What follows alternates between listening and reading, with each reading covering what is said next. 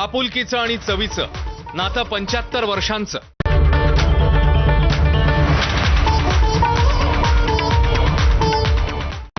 Headlines brought to you by Chitale बंधू.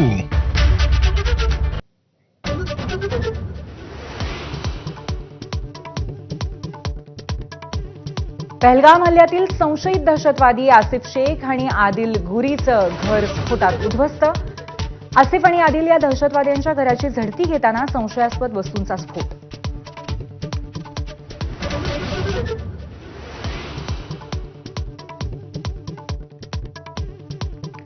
लष्कर प्रमुख जनरल उपेंद्र द्विवेदी आज जम्मू आणि काश्मीरच्या दौऱ्यावर. श्रीनगरमधील सुरक्षा परिस्थितीचा आढावा घेणार आणि पहलगामला जाण्याचीही शक्यता.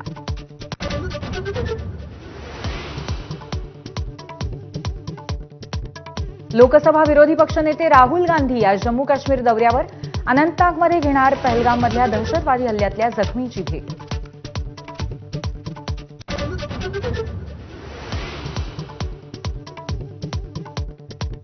हल्ल्याचा बदला घेण्यासाठी सरकार जी कारवाई करेल त्याला पाठिंबा. राहुल गांधींसह विरोधकांचं आश्वासन.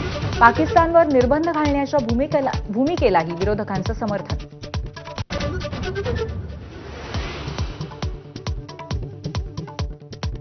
भारतानं नाकेबंदी केल्यानंतर पाकिस्तानचा तिळपापड. शिमला करार रद्द करण्याचा इशारा. भारतीय विमानांसाठी पाकिस्तानची हवाई हद्द बंद. भारतासोबतचा व्यापारही स्थगित.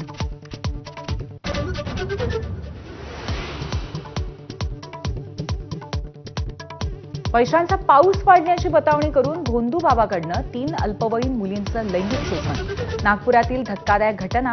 भोंदू बाबासह 3 जण अटकेत.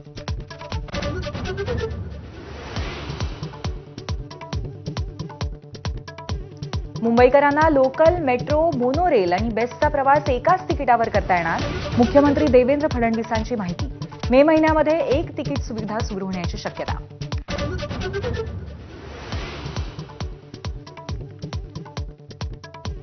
मुंबईतला एल्फिन्स्टन ब्रिज आज रात्री 9 वाजल्यापासून वाहतुकीसाठी पूर्णतः बंद होणार. शिवडी ते वरळी कनेक्टरसाठी जुना पूल पाडून नवीन डबल डेकर पूल बांधला जाईल.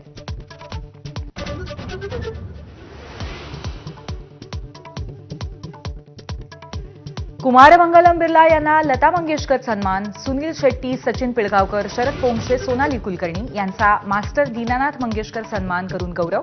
सरसंघचालक मोहन भागवतांच्या हस्ते पुरस्कारांचं वितरण.